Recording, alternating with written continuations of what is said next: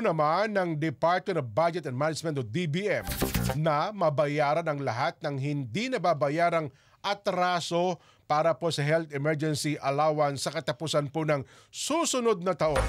Sinabi mismo at ipinangako po ni DBM Secretary Amena Pangandaman sa public hearing and inquiry ng Senate Committee on Health and Demography na ang mga atraso ng HEA ay maibibigay sa pagkatapos ng 2025. Sa ngayon ay nasa 91.283 billion pesos na ang nailabas ng DBM sa Department of Health para po sa public health emergency benefits and allowances.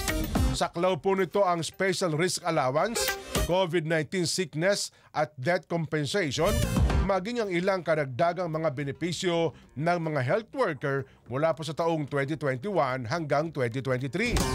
Sa ngayon ay nasa 27.9 billion pesos na lang ang nakatakdang ilabas ng DBM para po sa health emergency allowances.